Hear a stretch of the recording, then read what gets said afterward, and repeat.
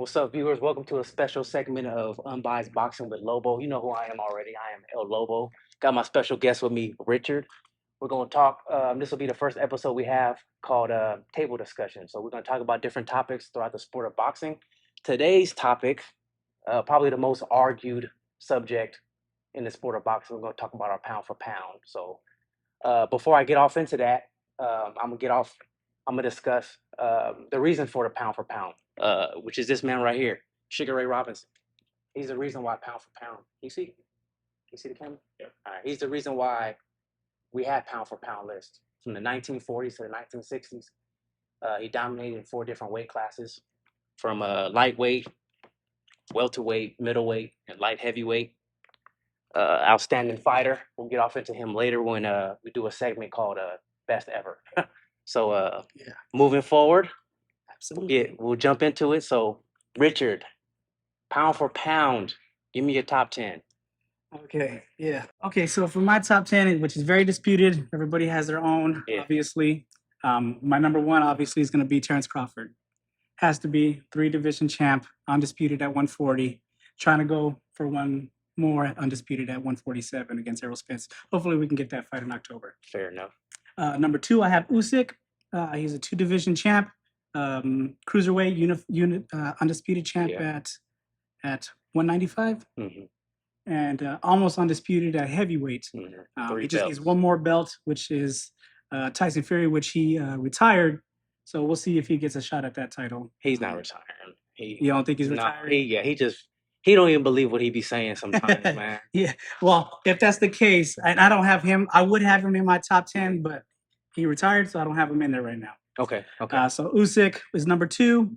Number three, I have Inoue, the monster, undefeated, 3 division champ, just knocked out Donaire the other weekend. Been undefeated champion since 2014, WBC, 3 division champ, have him as number three. Number four, I have Canelo. I would have him number two or number three, but he just lost to Bivol. He wasn't able to adapt and change his style, stayed with the same style the whole fight. And for that, I can put him at number four, even though he's still undisputed at 168. For number five, I have Charlo, the younger brother. I should say the lighter brother. 154 champion. He's undisputed. He fought all the fighters to get the belts. So I got to put him there at number five. And then from here, 6 to 10, I mean, you can change them in any way that you'd like to. But for me, I put Devin Haney as number six. Now, Devin Haney, and there's a lot of debate about that because of who he's fought and all these things, but he's undisputed. He got all the belts. He's the man at lightweight. There's nobody, you can't dispute it. He's the man. He's got all the belts. I believe he was being ducked a few by Lomachenko, and Ryan Garcia was his mandatory. Didn't want to fight him. You see, he decided to go with Teofimo Lopez instead of Devin Haney, which I understand. He had the belt. Didn't want a chance to lose the belts, which I think he would have lost either way. And he did. He lost to Teofimo. Didn't even fight the first half of the fight. But anyways, I know he was injured. And he had surgery, but we can go from that. Number seven, I have Errol Spence. He's unified. He has 3 of the belts. He's looking to go undisputed. And the fashion that he's beating these guys in, you got to put him on your top. Even if he's not multiple divisions, you got to put him at your top. Number 8, I have Shakur Stevenson. I've always had him high on my list, but he hasn't had the accolades to get them. He's got the accolades now, 2-division champ, unified in the division now. I'm sure he wants to go for undisputed. We'll see if he gets the chance to do that. But yeah, I have him at number 8 just because of his skills, his boxing skills. He fights way better than his age would suggest. Number 9, I have Gervonta Davis. Now, I know he's a 3-division champ. I know there are some regular titles in there. But the skills that he has, he can box, he can fight. He's a mini Mike Tyson. Everybody knows that. But he showed us in his last fight that he can box as well. So I put him at number 9. And number 10, I have Arthur Beterbiev. He is a savage. The only one in boxing that has a 100% knockout ratio. He's unified champ now. He just fought this weekend, Joe Smith. So I have to put him there. He's the only one with a 100% knockout ratio. And he's knocking on the door to be in the top 10 regardless. If he fights Bivol, I think he beats Bivol. Bivol beat Canelo, as we know. So I believe he's number 10, and that is my list for top 10 pound for pound. I definitely respect it. I don't have no choice to, and like you said, Of course, it's definitely difference. it's definitely subjective to the individual. Absolutely. Let me do mine. Mm-hmm. Camera's good. Okay. Number one, I got Alexander Usyk. You know, just like you said, Very cruiserweight, undisputed. You know, he currently has 3 belts in heavyweight division, looking to go undisputed. Yep. I was not high on Usyk. I was high on him when he was a cruiserweight. I had questions on him when he went to heavyweight because he was a smaller guy. Yep. I think he had two fights at heavyweight before he fought AJ, and he didn't look. It's not his weight class, man. Exactly, and that's why I put him so high, because it's not his weight class. Exactly. And then when he fought AJ, I don't lost so much money betting on AJ, but I was very impressed with his boxing ability, his feints, the way he kept AJ. He basically neutralized AJ. Absolutely. I hope. I know the rematch is August 20th, I believe, in Saudi Arabia. That's the rematch. So I hope. I'm still rooting for AJ, but we'll see what happens. You know, with for sure a guy like Usyk, his boxing ability, he's undeniable at this point. Where it's like I can't. Background exactly. And his dad. But so does Anthony Joshua. He has a great background as well. Yeah. And he's trained by Lomachenko's dad. Just throwing that out there. That's right. Number 2, I got Inoue. 23-0, 20 knockouts. His last 5 fights, he ended the fight in devastating fashion. Just like you said, Tank was a Mike Tyson. This dude right here, this dude is something special. Absolutely. And not only is he displaying these devastating knockouts, but he has excellent boxing ability. He got good feet, good hand speed, everything. I feel like I wouldn't say this, but he does have the total package. And even, you know, in his first fight with Donaire, and he had that eye injury. Yeah. He fought through it. That shows a different grit right there. That's a different level of determination right there. Because most people, you know it, most people that suffer that same eye injury, they would have found a way out, and he didn't, and he ended up, you know, boxing his way to a decision in that one, and then, you know, recently rematching him and getting him out of there. Yeah, absolutely. Okay, and I got number 3, Terrence Crawford. Terrence Crawford, number 3. Terrence Crawford, number 3, and I think our threes are a little mixed up. Yeah, they're mixed up, but it's you know, if Crawford was 1, I can't be mad at it. He's, you know, undisputed with 3 weight classes, 3 weight classes. Currently looking for looking to go undisputed. My only knock on him is, what would you say his best win is? Probably, well, I don't know. It would be a tie between Gamboa, Postal, and Sean Porter, I would think. Because Gamboa was the man at that weight division. He was undefeated. I don't think they were giving him a shot much against Terrence Crawford. Against Gamboa. So I think that's a great win for him. The Postal, when he unified, it was a great win for him. And then Sean Porter, nobody thinks that you're going to knock out Sean Porter. Yeah. And he's a measuring stick for every fighter that you put in there against. Right, definitely. Against Danny Garcia, Errol Spence, he's a measuring stick. Yeah. And we saw what he did with it. And I listened to his podcast. He wasn't too happy being told that he's a measuring stick for the upcoming fight with Crawford. Yeah, but he doesn't have a. I mean, it comes with the territory, you know. Yeah. But in my opinion, I think the Porter fight was his best win. Yeah. And that came, what is he, 36? Who? Crawford. He's 32, 33. Crawford? Yeah. Crawford's 33. Yeah. Errol is 30. No, Errol's 31 or 32. Yeah. I think Crawford's old. I think Crawford's like 36, something like that. He can't be that old. He's not. You sure? Oh, let me look. Hold on. I have to see that. Hold on. We're gonna look up. We're gonna look him up. 34. Okay, hold on. That man old as dirt. Hold on. Still in his prime, man. This ain't the 80s. Nah, 34. It's 34. Yeah. 34. 80s by 34, you're retiring. But in this day and age. Oh, definitely. So let me go back to my list. Yeah, I have him as 3. If he beats Spence, which is a tall task for anybody. He's number 1 in my. And then if he does what he say he's gonna do and fights Charlo at 54, Charlo doesn't even seem like he wants that fight, man. From the interviews if he beats his road dog, if his road dog gets beat, he's fighting it. I hope that's the case. If he's able to go up and go to 154 and take Charlo, and I think he can. You might have to consider him as one of these guys, one of these greatest ever conversations, because that would be incredible. That would be incredible. I think so too. Okay, moving forward. Number 4, I got Canelo.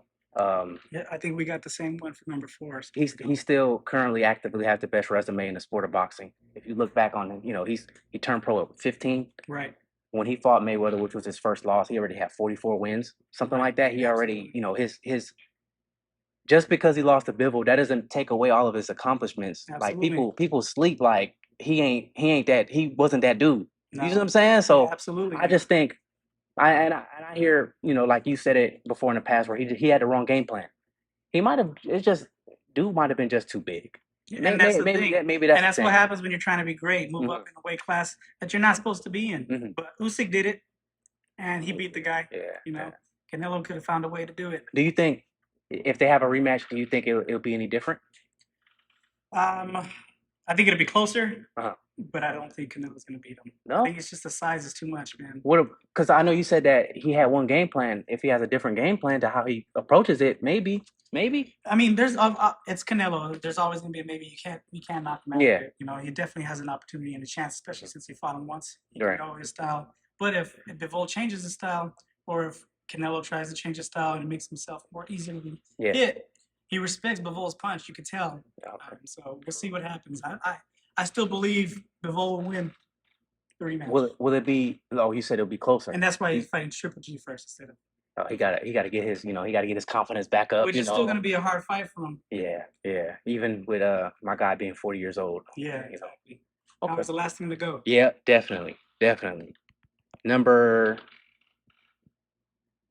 5, I got Charlo, Mel Charlo, undisputed. I think out of everybody that went undisputed, with the exception of maybe Josh Taylor, his path was maybe the most difficult. Absolutely. Especially with him losing to Tony Harrison and bouncing back.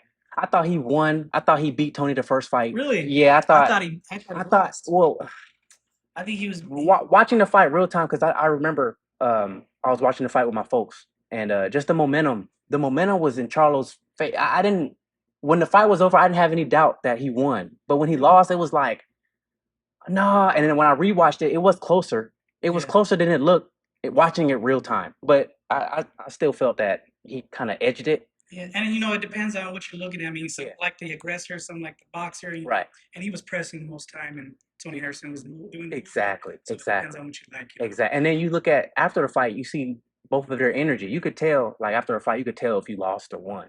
Yeah. And Tony's energy, it didn't give off I won energy until his hand was raised. I see what you're saying, but I mean, he was fighting against the crowd, against the Showtime fighter. I mean, commentators. Yeah. It was a close fight. They don't know. He doesn't know whether they're going to want the boxer to win or the guy that's the champion to win. So I can see that. But as soon as he saw that he won, fair enough. Speaking to Charlo and telling him how much he knows that he won. He knows that he beat him. Fair enough. Fair enough. He did a great job in the second fight too until he got knocked out. He was winning. He was winning the second fight. Hands down, he was winning until he got caught. I mean, he got caught in the third. I think he got caught in the third. And then he recovered well, boxed well, and then what was it, the 11th that he got? It was game over. Yep. Yeah. So Tony he's definitely still a player in the division. Absolutely. And he don't get enough credit for beating losing to Tony Harrison and coming back with the right game plan and beating him. Mm-hmm. Yeah. Don't give him enough credit for that one and the Rosario one as well. Exactly. And then with him fighting Castaño. What did you think of the first fight with Charlo and Castaño? It was a good fight. I still believe Charlo won the fight, even though it was super close. Yeah. I mean, you could have 7-5. I would think I got it for them. But it was a great fight the first time. But you see how much he changed it in the second fight. That gated a lot from him. That fight was what. Not that he wasn't on my list already, but that fight really showed me something because he was a completely different fighter from the first fight with Castaño. Yeah. I was super impressed just the way he, in the first fight he laid on the ropes a little bit too much. He was waiting a little bit. He was trying to pick little spots where he was counterpunching, but in the second fight he was off those ropes. He was circling, he was moving, he was using his jab more. Yep. He was a lot more intelligent. And it made me, a lot of times you watch these fighters and you see, oh, he's at this level, that might be his ceiling. Right. But I feel like he opened up the ceiling. Basically, he totally I was like, whoa, Yeah, I don't see anybody at this point as far as top guys in the division that are. I know he has a possible fight coming up with Tim Tszyu. Yeah. I I don't think think it's too early for Tim Tszyu. it's too early. Yeah, I think Charlo's gonna probably get him out of there. What about him and Fundora? I still think it's too early for Fundora too. Yeah, I mean, even with Lubin is that and he got hurt. He almost got out of there. yeah. Oh, Lubin yeah, he almost did. got him out of there. He did. So He did. Lubin's gonna almost get you out of there. Charles gonna get you out of there. Ooh, still, it'll Definitely. It'll be a good it'll fight. definitely be a barn I burner. definitely want to watch it. Yeah, Absolutely. It's yeah. definitely a fight that I would love for them to make. Definitely. Yeah, that's my number 5. Number 6, my personal favorite fighter, Errol Spence. So you already named his accomplishments. The only thing I look forward to him doing is becoming undisputed and going up and seeing what he can accomplish at 154. Well, that's the thing though. His best friends at 154 is he has all the titles. So if he doesn't vacate or drop any of them, he's not going to be a champion there unless he fights his friend. Now, do you think he's going to end up fighting his friend, his co? I think he's down. I don't think Charlo. I think because when going way back, Charlo was the one that asked him to join his team. Yeah, he did. So he has that type of like relationship where I think he still looks up to Errol. You see what I'm saying? So yeah, even when the Charlos were training together and they were training with Laura, they looked up to Laura so much where they didn't. If the fight was available, I don't think they would have took it. I think they take, they're emotional. Their brothers are emotional, so they take those relationships to heart. So I think Arrow is down, but I don't think Charlo, just out of the respect of like, hey, you were one of the guys that helped me get to where I'm at. So plus he spars him, he knows what he's got. Exactly. So exactly, you wouldn't want to fight somebody that you know every day. Exactly. Especially when you know they get the better of you some days. Oh, yeah. It's gonna happen. Yeah, definitely. Yeah, so definitely. I agree with that one. Definitely. For sure. But like I said, I do hope that him and Crawford, Spence and Crawford are able to, because that really is a 50-50 fight. For sure. I can't pick a. You can pick one person one day, but the next day you can pick somebody else. You know, Arrow's my guy, but I look at Crawford, and I was watching him this morning. And he has just his skills are just kind of next level. Yeah. You know, he does so many more things that are more versatile. And not to say that Arrow doesn't, because he does have underrated boxing ability. He has underrated feet, underrated engine. His engine is incredible, but man, yeah.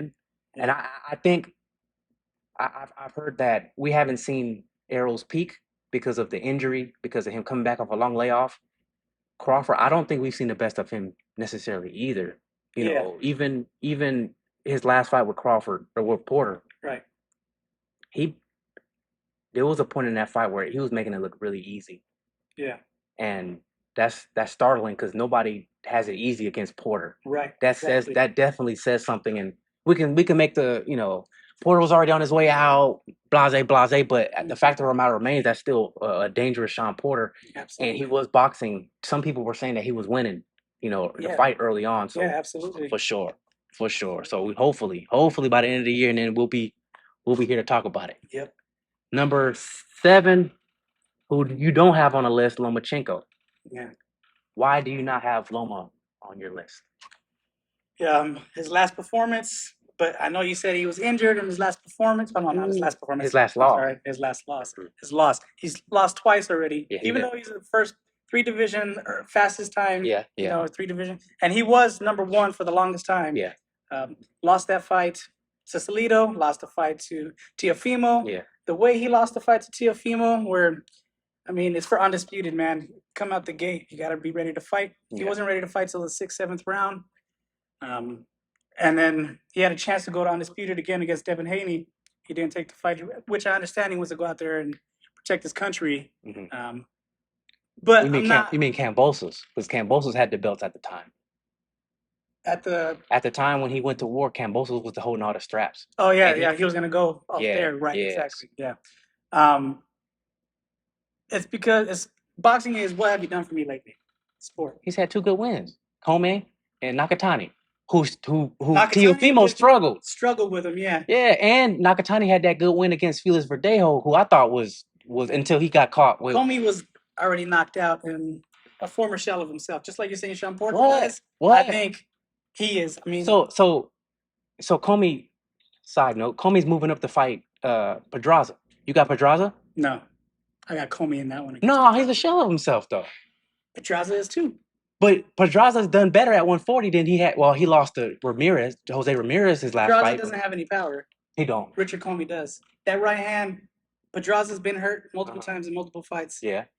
Comey has that right hand that can put anybody out at any time. Fair enough. Even though, I mean, power's the last thing to go, obviously. He didn't put out Loma, but yeah, that's Loma's fair. one of the greats. Loma was number one at the time when he fought. No, he wasn't. Yeah, he was. He was number one for like 2 years, and he fought Teal, and they took him off the list, which was unfair. Just the same as they did to Chocolatito. When Chocolatito was reigning, he lost to who did he lose to? The guy from Japan. Yeah, They took him off the list. Did he get knocked out? He lost the first fight, and I thought he got robbed. And in the rematch, he got knocked out, and they took him off the list. That's why I would take him off the list. I understand. Man, I understand that part. But yeah, I mean, you could put Lomachenko on there. It's really hard not to. I mean, his skill. If we were just going based off of skills alone, Lomachenko's top 3, top 4, for sure. Absolutely, based off skills. For sure. Accolades, top. I mean, 3 division. That's great. For sure. But I mean, if he doesn't get another shot at the title, I don't know where you can put him in the top 10 if he doesn't get that shot again. Fair. So fair. I mean, if he gets a shot and he does how he always does in his fights, fair. Minus the Teofimo fight, right? And he's gonna be right back on the list. But when he does get the shot and he fights Devin, you're gonna be back on the show, so we could break that. Oh yeah, absolutely. Because I know you all big on Devin. Yeah, now we'll be back. We'll be back. Beats him. Yeah, all right. Number 8, I got Shakur. Yeah, Shakur. So me too. You probably, just like myself, I've been watching Shakur since he came out the Olympics. Yeah, absolutely. I've always been high. His boxing ability is just incredible. Beyond his years. Incredible. Like, he fights, how old is he? 24? 24? Mm-hmm. He fights like a seasoned veteran. He's just so much in his bag. And I know a few fights ago, he fought the guy from France. He got a lot of flack for going the distance against him because he didn't show another, he was comfortable. And that might be my argument I have with Devin. Right. You fight where your comfort is, and you don't go outside that box. So a lot of people they had that suspicion of Shakur, and then he gets Herring out of there the next fight, and then the performance he did with Oscar was I can't. Whoever doesn't have Shakur on your list, shame. Absolutely. Shame.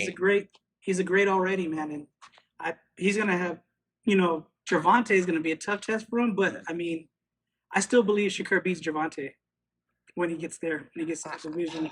Because size and length, I mean, who's the better boxer, Gervonta or Shakur? Come on, man. You know, Shakur is the better boxer. But if Shakur is a 10, Tank is an 8. He's not that far away as far as boxing ability goes. He's not. It's not like he's gonna whitewash him like Tank got some. I don't know. Tank got some.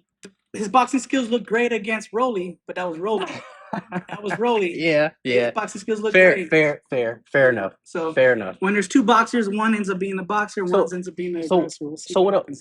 What about Tank has that quick twitch type muscles where. Absolutely. That can close the gap very, very quickly. Shakur, he might have. His feet are not the quickness. It's his hands that are the quickness. You think so? What about his reflexes? Yeah, his reflexes are quick too. Yeah, that's absolutely. You don't think that plays a? It definitely does, but as far as closing the distance, you need your feet to close the distance. Fair. Shakur's feet are up there, man. Fair. Especially with his length. So who does better against Tank, Shakur or Devin? I would say Devin, just because his arms are longer and he's taller. Fair. And his boxing skills. They might be the same size though. It was about 5'10". Devin and Shakur, they might be the same size. Shakur's 5'8". He's not 5'8". Can't be. 5'8". 5'8" or 5. Yeah, I think he's 5'8". They took a picture next to each other, Devin's and like they look about the same size. About an inch difference. About an inch. Yeah. Okay. But the arm lengths, I think, might be a bigger difference. I don't know why. But we talking about height when Tank took out Barrios, and Barrios was like 7'12". Yeah. Barrios. I mean, who has Barrios beat to be someone that we fair? But so in that case, you don't have Tank on your list, do you? I do have Tank on my list. What number is it? He's number 9. He's number 9. Why is Tank on your list? 3-division champ. The way he's beating these guys. Regular champ. He only has a major belt in what, 130? Yeah. Regular champ at 135. Regular at 140. Right, but I mean, it's his first title fight was against the real guy, Pedraza. His first title win was against the guy. He went in there and made it look easy. But that was like 5 years ago. Okay, yeah, I see that. And he's won 2 more divisions after that, and he's moved up and back down, moved up. And the way he's beating these guys, I mean, they're former champions. Even though Leo was at a different weight class, lower and moving up, he's still a 3-4 division champion. That shouldn't be able to get knocked out that bad. I mean, it should be a little better as far as competition goes. So you're saying Pedraza was his best win? No, that was his first title. That's his real title win. What was his best win? I mean, it depends on what you mean by his best win. What he showed the most, or what people are saying since the fights. I mean, he's got a lot of notoriety after the Leo Santa Cruz fight, is what a lot of people know him for. Right. But his best fight would have to be the Pedraza fight. Yeah, it'd have to be the best. 5 years ago. Now, me personally, I think maybe like you said, he showed more wrinkles. Cruz, when he fought Pitbull, he couldn't knock him out. He hurt his hand. He showed excellent boxing ability against a guy that was coming. So if you look at it that way, definitely. I mean, fighting through some obstacles and being able to still come out on top, that's a great way to pick your fight as far as the best fight. But I think winning your first title is always going to be the best one. You know. Fair enough. Yeah. Fair enough. Fair enough. Especially when it's the real title and not the regular titles that he's won since then. Fair enough. Interim titles. Fair enough. Okay. I'm on, who am I, 8? You went through Shakur, number 9. Number 9, I got Dimitri Bivol. Okay. And you got him on there because he beat Canelo, who was the number 1 fighter. 2. He was the number 1 fighter. I had him as number 2. I've always had him number 2. So I mean, you don't have Bivol on your list, but no. I mean, if you take out, you fight a small guy that's not in your weight class, but you do what you have to do. You and it wasn't like it was Canelo's first time up there. He fought Cole. An old man but still, he still fought up there. And he had a hard time with him as well. And then it wasn't the manner in which he beat Canelo. He beat him pretty easily. It wasn't like it was a close fight. No, it wasn't. He flustered, and we haven't seen Canelo since Mayweather. Absolutely. So I think that's definitely saying something. Definitely is. I know you brought up Beterbiev. Yeah. With him fighting Joe Smith, Bivol already took care of Joe. Yeah, it's true. So that's a good, Well, that's going to be a good, Bivol to get on my list, he'd have to be Beterbiev. I mean, beating Canelo. Where would you rank him? If he goes undisputed, beats Beterbiev, where would you rank him? If he beats Beterbiev and goes undisputed, top 5. Top 5? Yeah. Who are you kicking out? Oh, man, it's too hard. That's a tough, It's too hard, man. You got to make him 6 or something. Yeah, you to make him 6. Because, you know what? I will put him over Charlo as one of the toughest routes to go undisputed. You beat a guy that's 18-0, 18 knockouts. Yeah. So I would definitely But I think you get a little more for beating all the champions to be undisputed than to beating somebody who beat all the champions. But he was the favorite. Charlo was the favorite in all of his fights.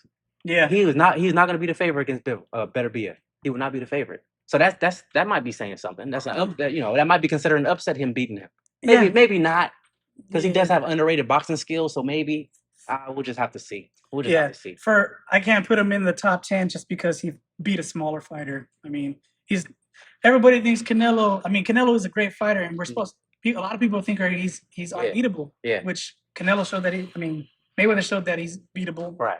And then Bivol beat him, made it look easy. Mm-hmm. You can't put him in the top 10 for beating a small guy that he was supposed to beat regardless.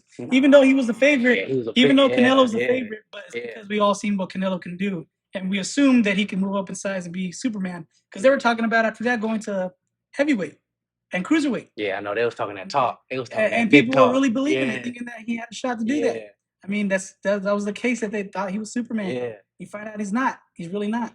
And right. He got beat by Bivol, which, I mean, basic fundamentals. He's not. There's nothing like that really stands out great for Bivol. I mean, he has great boxing skills, and he's a good puncher. But I mean, there's nothing like he's a switch hitter. So he can. So he's just doing what he did what he's supposed to do against Canelo. I believe he was supposed to do that.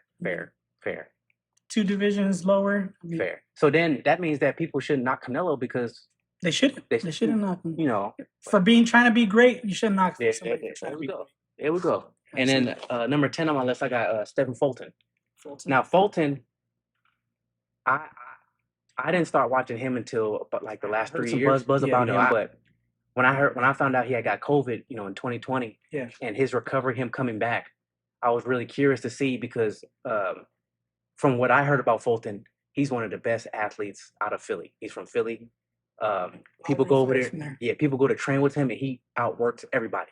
So I'm real big on that. Like same thing with like Virgil Ortiz. Like I hear like horror stories about how he doesn't take a day off. Yeah. Those things like that sparks my interest like real quick. Yeah. Real like I love that. I love that. So with him being such a hard worker and just every fight that goes over to Philly and he just has like a motor. Yeah. When he got COVID, I was really curious to see how he does when he comes back.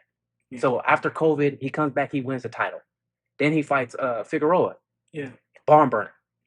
Then he fights his last fight, which was Danny Ramon, and it was a totally different style. Yeah. From when he fought Figueroa. Right. So he's showing different wrinkles. Yeah. Yeah. That I really don't see that often. Right. So now it's like, how do you prepare for this guy?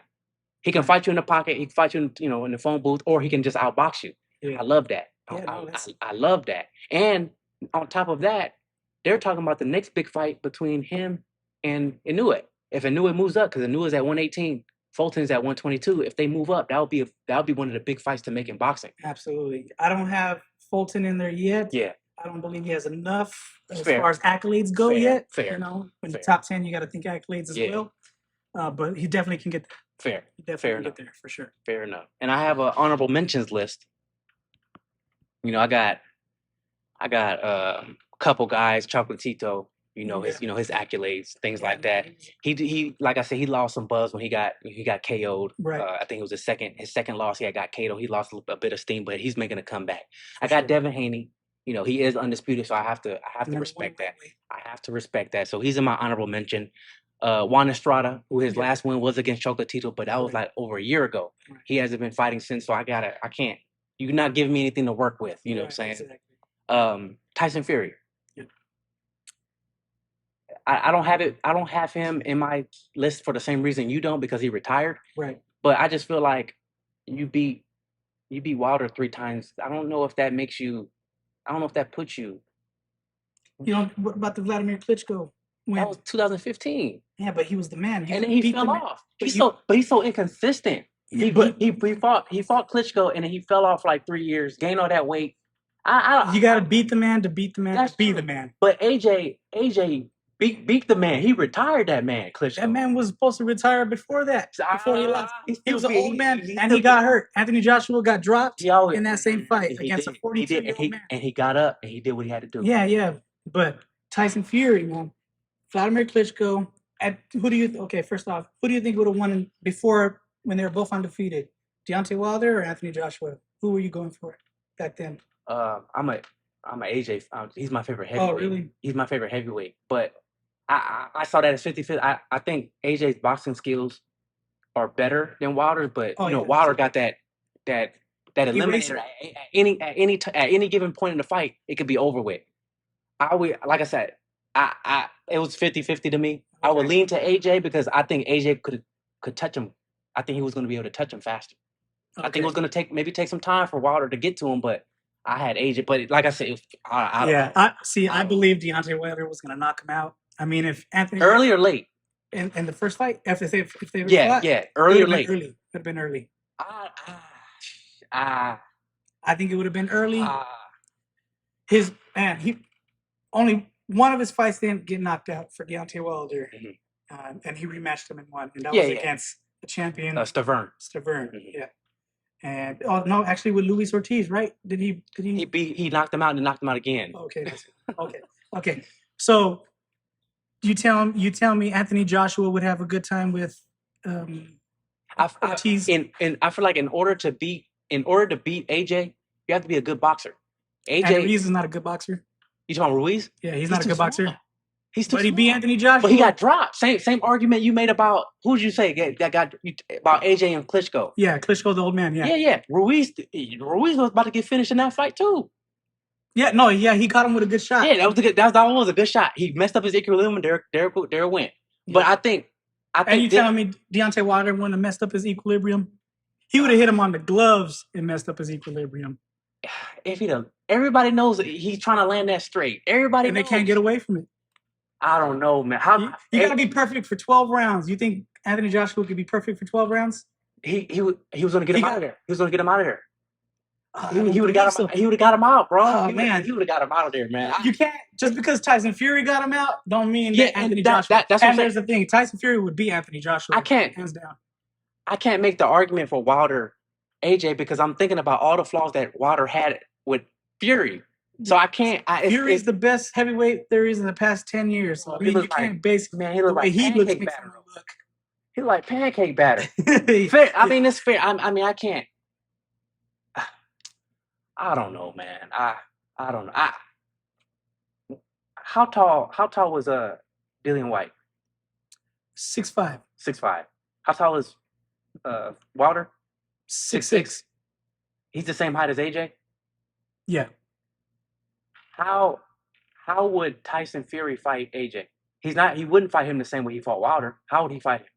Well, now that he saw how Anthony Joshua was gotten beat by Usyk, and I think he'd fight him now that he has Sugar Hill. I think he'd go to him and press him and knock him out. Wrong. That's a terrible game plan. They about to get Tyson Fury They said the same thing against Deontay Wilder. But don't go straight toward that man. AJ is especially after that loss to Ruiz, he's a way better boxer. Way better boxer. And that's what happened. He tried to box Usyk and lost. And that's why he says, now I'm gonna go back, fuck all the boxing, I'm just gonna go straight, try to knock you out. Do you think his new coach Robert Garcia, yeah, do you think that's help the rematch? You think?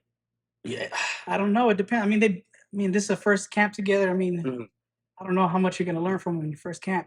When you get 8 weeks, how much are you going to learn from that? I mean, and Anthony Joshua said this is the first time that he's going to go actually with a game plan.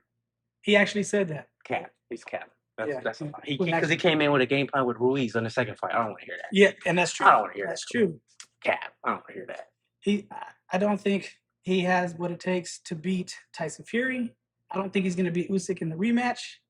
And you don't think AJ will be in a rematch? He almost got knocked out in the first fight.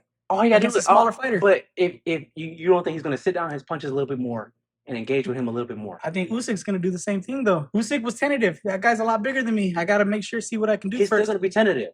That power is still real. It's not like it went away. Same thing with Joshua. He's going to be tentative. He got buckled in wobbly legs in that same fight. Late though.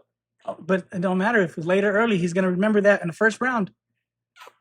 We're going to have to, you know what I'm saying? And especially if he goes with the game plan that Anthony Joshua says he is, where he's going to come forward, he's going to get caught with something and then change his mind. Because he got hurt. You see how he changed his mind with Andy Ruiz? Changed his mind. So Usyk, after he got caught, he stayed wanting to box. And he didn't want to come forward and fight. He wanted to box. He's like, okay, I'll wait for the next fight, the next time to come around. I'm losing this one. Okay. So that's why I think Usyk and Fury. There's a size difference for a reason. He negated the size against Anthony Joshua, but Tyson Fury, who moves like Tyson Fury at a heavyweight? Who could? Usyk. He's not a heavyweight. He's not. Yeah. Who was it? Deontay Wilder. All of them have the height and the length. Yeah. Usyk's not gonna have any of that. So if he reverts to his boxing, I don't even think he probably even gets touched by Usyk. Fair. That's fair. That size is real. 6'9" against 6'1". Yeah, 6'3". 6'3". Oh yeah, 6'3". Yeah. 6'3". Fair. Yeah. Well, I guess we'll have to see it. Especially, I got AJ in a rematch just because I got to ride with my guy. I can't jump ship. So August 20th, I'm gonna still ride with AJ. But if Usyk pulls it off again, doggone it, AJ, throw that man in the trash or have him fight Wilder or something. But yeah, that's gonna be the thing he's gonna need after this fight. After he loses to Usyk, depending on how he loses. Yeah. Deontay Wilder's not going nowhere. He's thinking about coming back to fight again. So I think that'll be a good fight for both. Still, I think so too. Think so too. He should get a warm-up fight first and then go for it. No, jump right, because I don't want him to go and do a warm-up fight and then get dribbled off the canvas. I don't want to hear it. I don't want to hear it. Okay. Yeah. But I guess, you know what I'm saying, I guess we'll have to see. But yeah, I definitely respect your list. I know we kind of go back and forth about Devin a lot, but yeah. Overall, like you said, grew up fighting world champions, sparring world champions in Mayweather's gym since he was 14 years old. Yeah, fighting all the greats and learning from the greats. So I always knew he was going to be something great. Yeah, definitely. Take my hats off to him, especially going to Australia and taking those belts. you know, I like we said, we don't want to see the rematch with them. But if he goes to 140, do you think he beats Josh Taylor? Because I think he beats him easy. I have to look at more film on Devin against a lefty, because I thought if he fights Loma, I think the lefty, I think that's going to be a little bit of trouble. Wasn't You're Diaz fighting Diaz? JoJo, but he's smaller. Yeah, Josh is a big lefty. That's true. And he got popped. So that's another guy. That's another guy I left off my list because, you know, what have you done for me lately with Catterall and that whole didn't look great. It didn't look great. And then with him possibly saying that he was going to move up to 47, and then I don't know if he saw it in his Boots fight. I don't know what fight he saw, but he decided to change his mind and stay at 140. I don't know what happened, but I mean, I don't know. I'm kind of up in the air about Josh. I look forward to seeing his next fight, to seeing how he. I was really surprised the way I was going for Ramirez. I thought he was going to beat. Ramirez was going to beat him. Yeah, and he made him look. Yeah, there you go. Levels. Now, so, if he brings that type of energy, and then when he fought Regis, didn't Josh fight Regis as well? Yeah. That type of energy was what had me like. I had him top 6 pound for pound. Yeah. And then with this, and then he got stripped of the WBO, I think. So now he's no longer undisputed. It's a lot, man. He going through a lot right now. But yeah. I hope he bounces back, whether he goes up or stays where he's at. And I appreciate you for being on the show, bro. Yeah, and we'll definitely have, you know, much more. We'll bring up different topics, and then we'll bump heads again. Absolutely, man. Appreciate it, man. Yeah, yes, sir.